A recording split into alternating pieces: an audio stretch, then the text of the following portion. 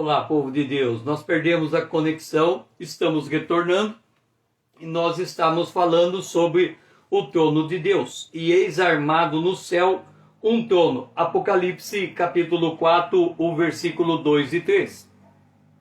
E nós estávamos descrevendo a visão desse trono por Ezequiel no capítulo 10, o versículo 1, quando ele diz: apareceu sobre ele, sobre os querubins, como pedra de safira, semelhando a forma de um trono. Em Ezequiel, no capítulo 1, versículo 4, ele diz: olhei, e eis um vento tempestuoso vinha do norte, e uma grande nuvem com fogo a revolver-se, e resplendor ao redor dela. E no meio disto, uma coisa como metal brilhante, que saía do meio do fogo. A descrição de Ezequiel continua. O aspecto das rodas e a sua estrutura eram brilhantes como berílio. Tinha as quatro a mesma aparência, cujo aspecto e estrutura era como se tivesse uma roda dentro da outra. Esse objeto que ele está descrevendo é o trono que ele viu em Ezequiel capítulo 10, aquele movimento, tudo que envolve essa estrutura que sustenta o trono móvel de Deus. Ele continua descrevendo em Ezequiel capítulo 10, o versículo 9 e 10. Olhei, e eis quatro rodas junto aos querubins. Lembra que ele viu sobre os querubins uma coisa semelhante a um trono. O aspecto das rodas eram brilhantes como pedra de berilo. Quanto ao seu aspecto, tinham as quatro a mesma aparência. Era como se estivesse uma roda dentro da outra. Ezequiel capítulo 10, no versículo 11 a 13, nós continuamos vendo: andando elas, podiam ir em quatro direções e não se virava enquanto iam. Para onde ia a primeira, seguia as outras e não se virava quando iam. Todo o corpo dos querubins, suas costas, as mãos, as asas e também as rodas que os quatro tinham, estavam cheias de olhos ao redor. Quanto às rodas, foram elas chamadas girantes, ouvindo-o eu. Em Ezequiel capítulo 1, o versículo 17 a 20, Ezequiel continua descrevendo esse trono móvel. Andando elas, podiam ir em quatro direções, não se viravam quando iam. As suas cambotas eram altas e metiam medo. E nas quatro rodas, as mesmas eram cheias de olhos ao redor. Andando os seres viventes, andavam as rodas ao lado deles. Elevando-se eles, também elas, as rodas, se elevavam. Para onde o Espírito queria ir, iam, pois o Espírito os impelia. E as rodas se elevavam juntamente com eles, porque nelas havia o espírito dos seres viventes. Andando eles, andavam elas, e parando eles, paravam elas. E elevando-se eles da terra, elevavam-se também as rodas juntamente com eles, porque o espírito dos seres viventes estava nas rodas. Então, este é o trono de Deus que se armou no céu.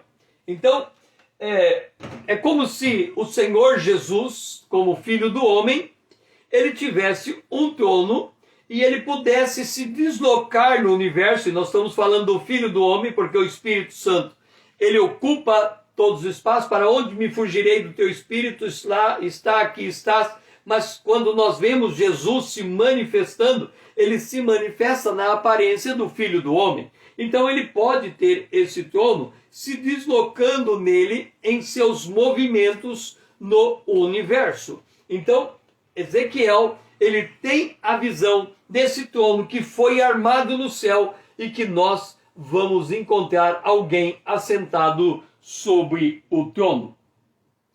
O movimento da revelação continua com o firmamento e voz, adoração e, deixe-me ver aqui, o altar. E eis armado no céu um trono, e no trono alguém assentado. Andando, Ezequiel continua descrevendo esse trono se movimentando, e dizia assim: andando eles, ouvi o talatar das suas asas, como o rugido de muitas águas, como a voz do Onipotente. Ouvi o estrondoso tumultuoso, o estrondo tumultuoso, como o tropel de um exército. Parando eles, baixava as asas. O talatar das asas dos querubins se ouviu até o átrio exterior. Opa, átrio exterior? Será que não estamos aqui também associando com o tabernáculo que Moisés desenhou e ergueu, o tabernáculo que é modelo das coisas celestiais? E ouviu-se até o átrio exterior como a voz do Deus Todo-Poderoso quando fala. E aí, em Apocalipse, capítulo 1, o versículo 12 a 16 diz: voltei-me para ver quem falava comigo. Agora é João, no Apocalipse, capítulo 1, tendo a revelação, ou se deparando com Jesus se revelando a ele. Olha o que é dito. Vi 7 candeeiros de ouro, e no meio do candeeiros, um semelhante a filho do homem, com vestes talares, e cingido à altura do peito com uma cinta de ouro. A sua cabeça e cabelos eram brancos como a alva lã, como a neve. Talvez esse seja o ponto que impediu os discípulos reconhecerem Jesus na ressurreição. Porque o homem ressurreto, se apresentando aqui, ele está com cabelos e cabeça e cabelos brancos como a alva lã. Eu já ouvi dizer, Lídia, seja bem-vinda, eu já ouvi dizer que os cabelos brancos de Jesus, como alva lã, representa o grau de sofrimento que ele suportou no Calvário. E o sofrimento, ele tem a capacidade de tornar os cabelos brancos. Então, Jesus se apresentando como cabeça e cabelos brancos como alva lã, é o grau do sofrimento na densidade máxima, aquilo que passou na cruz. Então, talvez por esta razão, quando os discípulos encontram Jesus ressurreto, eles só reconhecem Jesus pela voz, porque pela aparência não era possível, visto que se Jesus se apresentou para eles nessa condição, era bem diferente do Jesus que morreu na cruz. Então ele passa por esse processo de sofrimento, porque ele recebeu sobre si o pecado de toda a humanidade e o juízo de Deus sobre este pecado. Os olhos de Jesus eram como chamas de fogo, os pés semelhante ao bronze polido. Lembra dos 4 animais que Ezequiel viu? E as patas deles tinham esse aspecto de bronze polido? Como que refinado numa fornalha, a voz de Jesus, como voz de muitas águas. Agora volte lá na descrição de Ezequiel. Ele ouviu o talatar das suas asas, como o rugido de muitas águas, como a voz do Onipotente. Agora a voz de Jesus. A voz como a voz de muitas águas. Tinha na mão direita 7 estrelas, e da boca saía-lhe uma afiada espada de 2 gumes, e o seu rosto brilhava como o sol na sua força. Então, esse trono móvel que Ezequiel viu, o filho do homem, estava, por certo, no trono. Porque os personagens que estão no entorno apontam para a presença do Filho do Homem naquele lugar. Então, o trono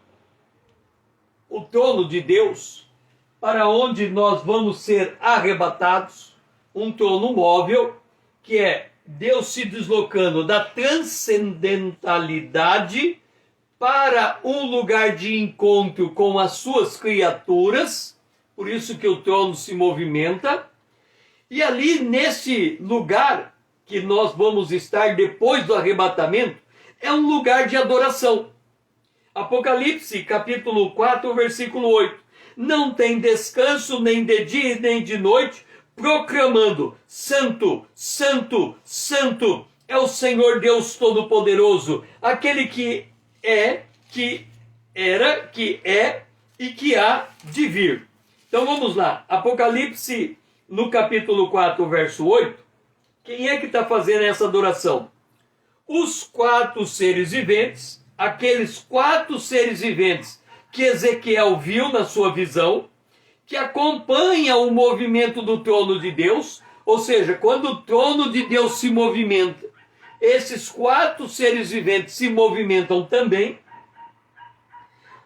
E aí descreve os 4 seres viventes, tendo cada um deles, respectivamente, continuo, e não tendo descanso nem de dia nem de noite, eles proclamam: Santo, Santo, Santo é o Senhor Deus, o Todo-Poderoso, aquele que é, que era e que havia de ver, e que havia de vir.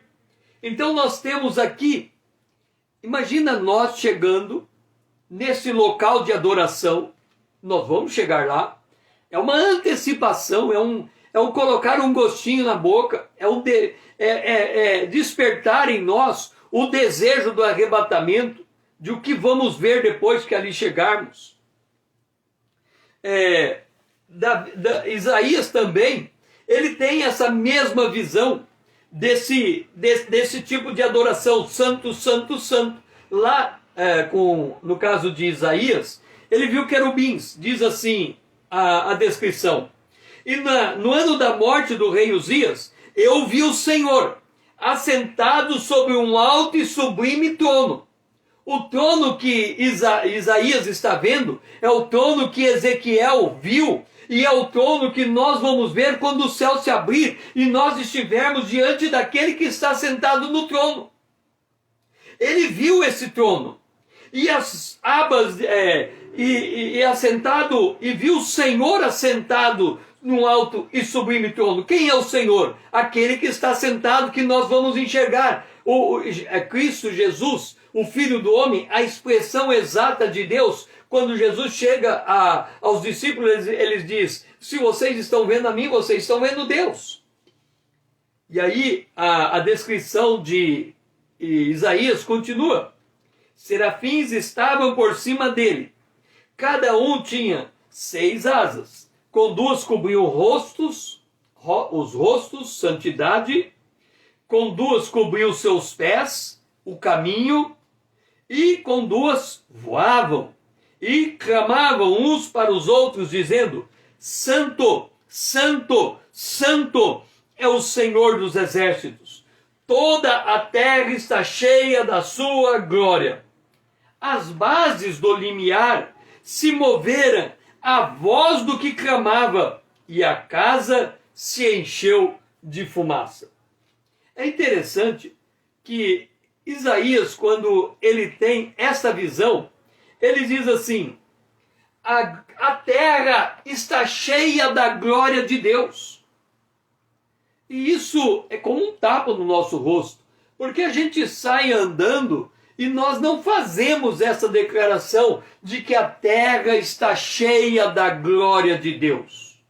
Só num aspecto. Se o homem é a imagem e semelhança de Deus, cada ser humano que nós encontramos é uma expressão da manifestação da glória de Deus. Então, o Apocalipse 4:8, falando desta adoração, no Apocalipse, quando ele diz Santo, Santo, Santo é o Senhor, na continuidade dessa adoração, no Apocalipse capítulo 4, verso 9 a 11, nós lemos: 4, 9 a 11.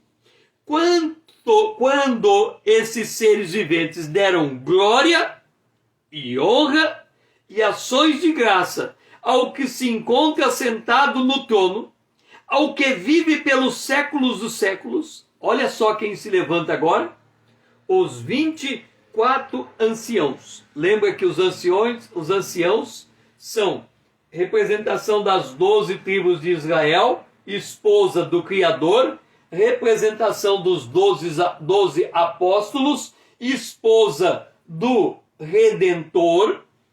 Os 24 anciãos, portanto nós, porque eles nos representam naquele trono, prostrar-se-ão diante daquele que se encontra assentado no trono, adorarão o que vive pelos séculos dos séculos, e olha o que eles fazem, depositarão as suas coroas diante do trono, proclamando. A proclamação deles, os 24 anciãos, que é a nossa proclamação, porque eles nos representam. Tu és digno, Senhor e Deus nosso, de receber a glória e a honra e o poder, porque todas as coisas tu criaste, sim, por causa da tua vontade vieram a existir e foram criadas. Com isso, nós entendemos que a adoração do capítulo 4, ela é uma adoração ao Criador. É uma referência à obra criada, a tudo aquilo que Deus fez. Na sequência, o trono de Deus, ele é também um altar. Note, nós estamos falando de um trono, onde o Senhor está sentado no trono, e aí Ezequiel vai descrever essa cena da seguinte maneira. E falou ao homem vestido de linho, dizendo, vai por entre as rodas, até debaixo dos querubins, e enche a mão de brasas acesas dentre os querubins, e espalha sobre a cidade. Ele entrou à minha vista. O trono de Deus é também um altar, porque tem brasas. Imagina Deus sentado no trono e alguém entra por debaixo do trono, enfia a mão e sai com brasas debaixo do altar. Isaías capítulo 6, versículos 6 a 7, ele também faz menção. Ele diz, então um dos serafins voou para mim. Olha o que os serafins trouxe, trazendo na mão uma brasa viva, que tirara do altar com uma tenaz. Qual era o altar? O trono de Deus. E disse, eis que ela tocou os teus lábios, a tua iniquidade foi tirada e o teu pecado foi perdoado. Imagina a cena. Ele viu um alto trono, os querubins, alguém foi por debaixo do trono, pegou uma brasa, colocou nos lábios de Isaías, e a iniquidade dele foi retirada dele, e o pecado dele foi perdoado. É Isaías que escreve, proveite na fornalha da aflição. Quando nós passamos por tribulação, é Deus extraindo de nós aquilo que não lhe serve.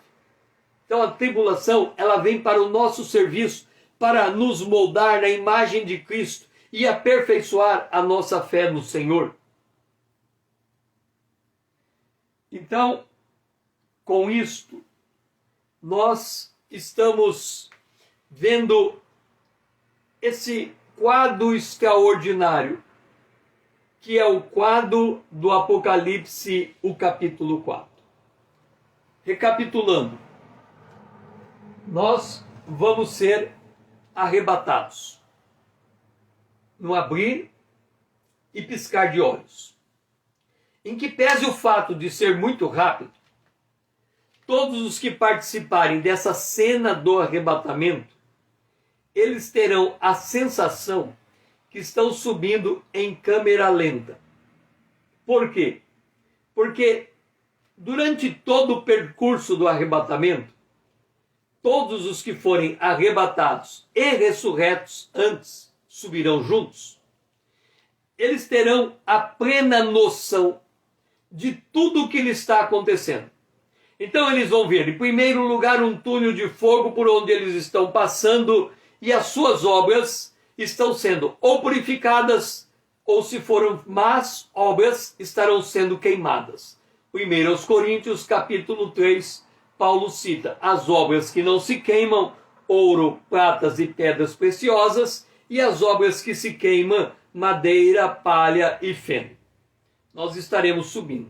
Enquanto nós estamos subindo, nós vamos olhar para o lado e vamos ver uma batalha espiritual sendo travada.